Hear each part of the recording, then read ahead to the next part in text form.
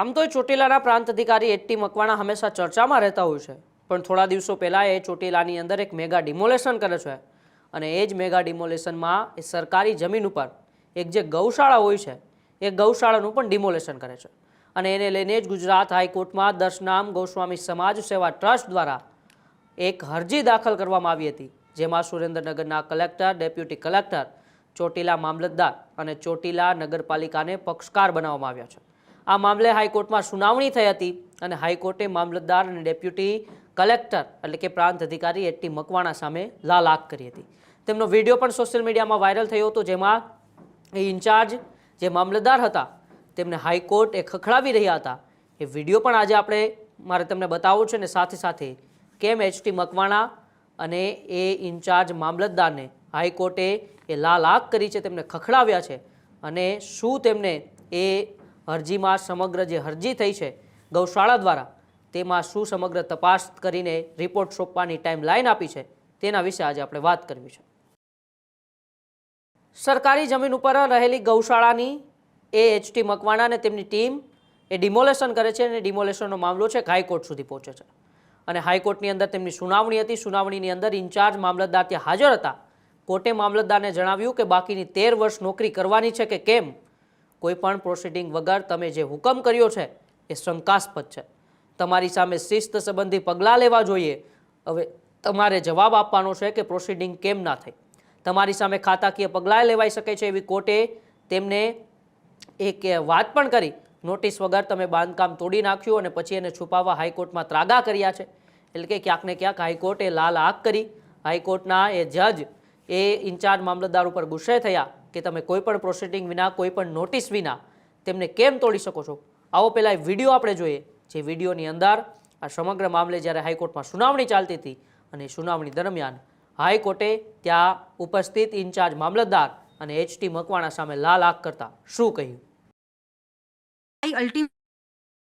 Court, but I am on the conduct of the deputy collector. He is taking the law in his hands, and this is not a one petition by learned. But this is by Mamlatdar, not the deputy collector. The deputy collector and Mamlatdar comes together, my lord.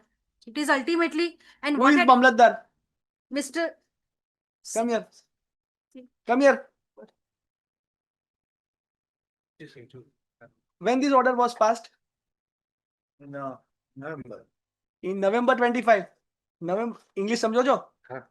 In November 25 you passing an order, and why the references of 2026? Rejoinder. Clerical mistake. Sir, clerical mistake. કેવી થઈ શકે એવી રીતે આટલી બધી લખતી વખતે. કેવી થઈ શકે? Sorry. Whole thing. આમાં નથી. ઓર બીજી કોઈ ઇશ્યુ નથી. આ તમે એન્ટી ડેટ ઓર્ડર ઇશ્યુ કર્યો છે. નહીં. Clerical mistakes. ક્યારે એનું પ્રોસિડિંગ્સ ક્યાં છે? ઓર્ડર કર્યો એનું પ્રોસિડિંગ્સ ક્યાં છે? પ્રોસિડિંગ નથી. એમાં તો પ્રોસિડિંગ એમાં અમે એમને શરૂઆતમાં અમે નોટિસ આપી હતી હા.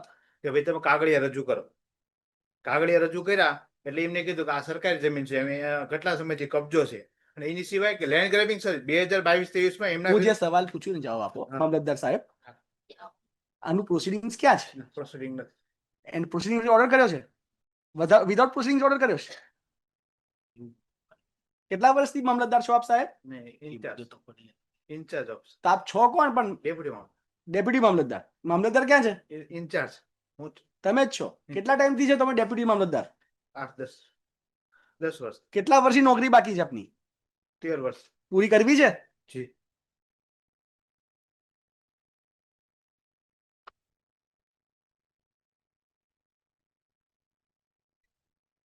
I am recording that without any proceedings, this order passed and it is suspicious.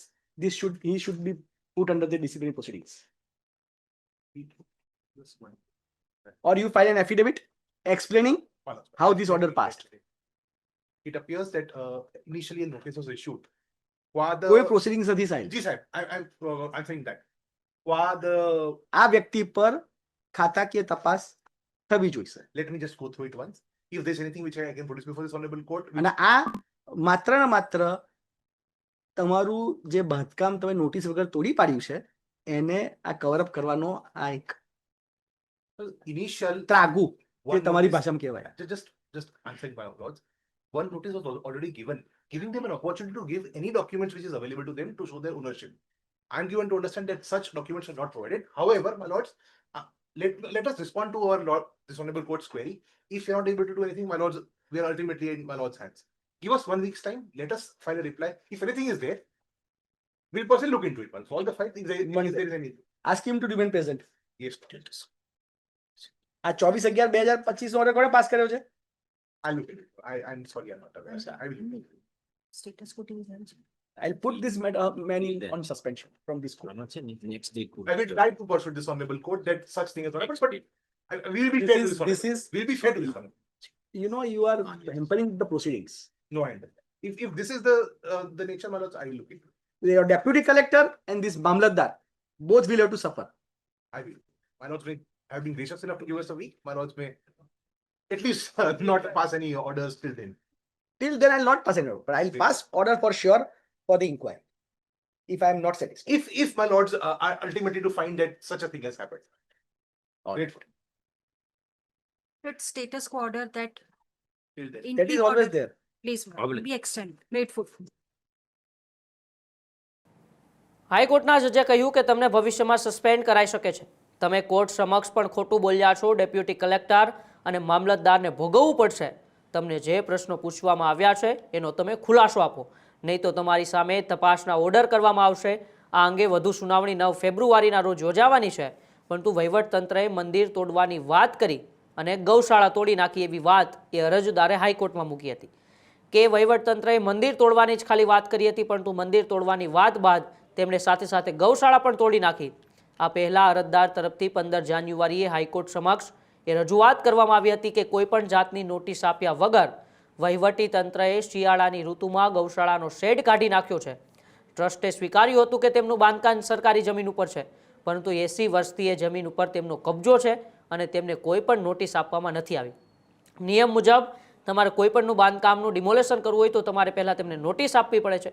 ટ્રસ્ટે સ્વીકાર્યું કે તેમની જે ગૌશાળા છે એ સરકારી જમીન પર છે, પરંતુ તમારે એને નોટિસ આપીને એ ડિમોલેશન કરવું જોઈએ, પરંતુ એવું ન થયું. એસટી મકવાણાએ નોટિસ વિના જ ત્યાં પહોંચી ગયા અને તે ભર શિયાળે જ્યાં ગાયો પોતાનો વસવાટ કરે છે તેમનો પતરાનો શેડ ઉતારી દીધો. ચોટીલાના વિવાદાસ્પદ જમીન ઉપર ગૌશાળા અને નવગ્રહ મંદિર અને ધર્મશાળા આવેલી છે. 12 જાન્યુઆરીએ ધર્મશાળાને તોડી નાખવામાં આવી હતી. વહીવટી તંત્રી દ્વારા મંદિરને નહીં તોડવાની વાત કરાઈ છે, પરંતુ ગૌશાળા તોડવામાં આવી રહી છે. લેન્ડ ગ્રેબિંગ એક્ટ અંતર્ગત નોટિસ પણ આપવામાં આવી હતી એવી વાત સરકારી વકીલે જણાવી. સામે સરકારી વકીલે જણાવ્યું કે લેન્ડ ગ્રેબિંગ એક્ટ અંતર્ગત તેમને નોટિસ આપવામાં આવી હતી, જ્યારે ટ્રસ્ટનું કહેવું હતું કે તેમને કોઈ પણ નોટિસ નથી મળી. કોર્ટે કહ્યું હતું કે શિયાળામાં તેઓ ગાયો ક્યાં મૂકવા જશે? 28 જેટલી ગાયો છે તેમને એ ક્યાં મૂકવા જશે? શું કામ કરવાના છે? જે કામ આજે કરવાના હોય એ કાયદા મુજબ જ તમે કામ કરો. આ સાથે જ 15 જાન્યુઆરીના રોજ એ કોર્ટમાં ઓથોરિટીના વકીલ બપોરે લગભગ 12:40 કલાકે બાહેંધરી આપી હતી કે જે પરિસ્થિતિ છે એ જાળવવામાં આવશે. પરંતુ ડેપ્યુટી કલેક્ટર ગાડીમાંથી ઉતરે એટલે સિંઘમના સોંગ વગાડે છે, આવું પણ અરજદારે એ ફરિયાદની અંદર જણાવ્યું. અરજદારના જે વકીલ હતા એમણે હાઈકોર્ટ સમક્ષ ઉપસ્થિત થયા અને જણાવ્યું હતું કે ડેપ્યુટી કલેક્ટર જાતે જ ઘણું બધું વિચારી લે છે. 12:40 વાગે ટ્રસ્ટને આશ્વાસન આપવામાં આવ્યું હતું કે કોઈ કાર્યવાહી આગળ નહીં કરવામાં આવે, પરંતુ 1 વાગ્યે ગૌશાળા તોડી પાડવાનો વિડીયો તેમના અસીલ તરફથી મળ્યો. જેસીબી મશીનથી ગૌશાળા તોડવાની કામગીરી કરવામાં આવી હતી. ડેપ્યુટી કલેક્ટર સરકારનું જોરદાર કામ કરવાનો દેખાડો કરે છે, કાયદો હાથમાં લે છે અને ગાડીમાંથી ઉતરે એટલે સિંઘમ જેવા ગીતો વગાડે છે. આવી ફરિયાદ પણ એ અરજદારે કરી હતી. બાહેંધરી આપ્યા બાદ પણ શા માટે ઓથોરિટીએ કાયદો હાથમાં લીધો તે પણ અત્યારે સવાલ થઈ રહ્યું છે. પરંતુ તેના જવાબમાં સરકારી વકીલે કહ્યું કે શેડ તોડ્યા પહેલા અરજદારને ગાયો લઈ ગયા હતા, જ્યારે અરજદારની કહેવું હતું કે બાહેંધરી આપ્યા બાદ પણ શા માટે ઓથોરિટીએ કાયદો હાથમાં લીધો. હાઈકોર્ટે પક્ષકારોને ગાયો માટે ટેમ્પરરી સ્ટ્રક્ચર ઊભું કરીને તેના ફોટા કોર્ટ સમક્ષ મૂકવા જણાવ્યું હતું. સાથે જ સ્ટેટ્સ જાળવી રાખવા માટે હુકમ કરવામાં આવ્યો હતો. કોઈ નોટિસ આપવામાં આવી નથી. કોર્ટ સમક્ષ જૂઠાણું મૂક્યું. 20 જાન્યુઆરીના રોજ સુનાવણીમાં ટેમ્પરરી સ્ટ્રક્ચરના ફોટો કોર્ટ સમક્ષ મૂકવામાં આવ્યા હતા, જ્યાં ફરીથી અરજદારે કહ્યું હતું કે તેમને કોઈ નોટિસ આપવામાં નથી આવી. સીધા જ બાંધકામો તોડવાની કામગીરી હાથમાં લઈને ઓથોરિટી દ્વારા એક કાયદાનું ઉલ્લંઘન કરવામાં આવ્યું છે. એટલું જ નહીં, પરંતુ ડેપ્યુટી કલેક્ટર દ્વારા કોર્ટ સમક્ષ જૂઠાણું પણ મૂકવામાં આવ્યું એવી વાત થઈ. 24 નવેમ્બરનો ડિમોલેશનનો ઓર્ડર એ અરજદારને મળ્યો જ નથી. જે 24 નવેમ્બર 2025ની ડિમોલેશન ઓર્ડરની વાત કરવામાં આવે છે તે અરજદારોને મળી જ નથી, પરંતુ કોર્ટમાં કાર્યવાહી હાથ ધરાતા 17 જાન્યુઆરી 2026ના રોજ તેમને નોટિસ મળી, જે પણ સાદી પોસ્ટથી મોકલવામાં આવી. જોકે પોસ્ટ વિભાગના તારીખ મારેલા સિક્કાથી જાહેર થાય છે કે વહીવટતંત્રે પોતે સાચું સાબિત કરવા માટે કોર્ટની પ્રોસિજર સાથે પણ રમત રમી રહ્યું છે. અને સરકારી વકીલે જણાવ્યું હતું કે લેન્ડ રેવન્યુ કોડ અંતર્ગત અરજદારે કેસ કર્યો હતો, જે પાછો ખેંચ્યો છે. તો અરજદારે સામે જણાવ્યું હતું કે મામલતદાર એ વખતે પણ કોર્ટમાં હાજર રહ્યા અને આગળ કશું નહીં થાય તેવી બાહેંધરી આપી હતી. બાહેંધરી બાદ પણ ડિમોલેશન કરવામાં આવ્યું, તેના સીસીટીવી તેમની પાસે છે. વળી કોર્ટને ગુમરાહ કરવા બીજા ડેમોલેશનના ફોટા કોર્ટ સમક્ષ મૂકવામાં આવ્યા હતા.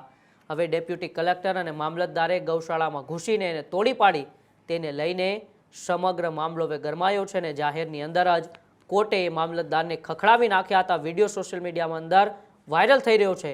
ત્યારે હાઈકોર્ટે કહ્યું કે તમે કોઈ પણ પ્રોસિડિંગ વગર ઓર્ડર કેવી રીતે કર્યો હતો, કેટલા વર્ષની તમારી નોકરી બાકી છે.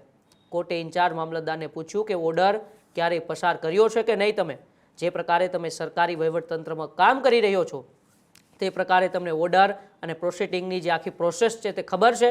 જેના જવાબમાં ઇન્ચાર્જ મામલતદારે જણાવ્યું કે તેઓએ 24 નવેમ્બર 2025ના રોજ ઓર્ડર પાસ કર્યો હતો, જેથી કોર્ટે પૂછ્યું હતું કે શા માટે 2026નો હુકમ બતાવે છે, કારણ કે એ 24 ડિસેમ્બરનો ઓર્ડર છેક 17 જાન્યુઆરીએ પહોંચ્યો. તેથી કોર્ટે ફરી એક વખતે લાલ આંખ કરી છે અને આગામી એક અઠવાડિયાની અંદર ફરી આ કેસને લઈને સમગ્ર જે માહિતી છે એ કોર્ટને સોંપવા માટેની એ કોર્ટે હુકમ કર્યો છે. ત્યારે જોવાનું રહેશે એચટી મકવાણા, જેઓ આમ તો ખૂબ જ એ કામગીરી કરતા હોય છે, ડિમોલેશન કરતા હોય છે, ભૂ માફિયાઓ સામે, એ ખનીજ માફિયાઓ સામે લાલ આંખ કરતા હોય છે. પરંતુ હવે તેમની સામે આ સવાલો ઉઠ્યા છે કે કોઈ પણ ઓર્ડર વિના, કોઈ પણ વહીવટી તંત્રના નિયમ વિના તેમણે ગૌશાળાનું ડિમોલેશન કરી નાખ્યું અને ડિમોલેશનને લઈને જ હવે મામલો હાઈકોર્ટ સુધી ગયો હતો અને હાઈકોર્ટે એ લાલ આંખ કરી છે. જોવાનું રહેશે કે હાઈકોર્ટ આવનારા સમયમાં એચટી મકવાણા અને ઇન્ચાર્જ મામલતદાર સામે કોઈ કાર્યવાહી કરે છે કે નહીં, એની ઉપર સૌની નજર છે. બાકી આવી જવાની માહિતી સાથે અમે તમારા સુધી આવતા રહેવાના છીએ. ત્યાં સુધી તમે જોતા રહેજો ન્યૂઝરૂમ ગુજરાત, ગુજરાતનો ગજનાથ. નમસ્કાર.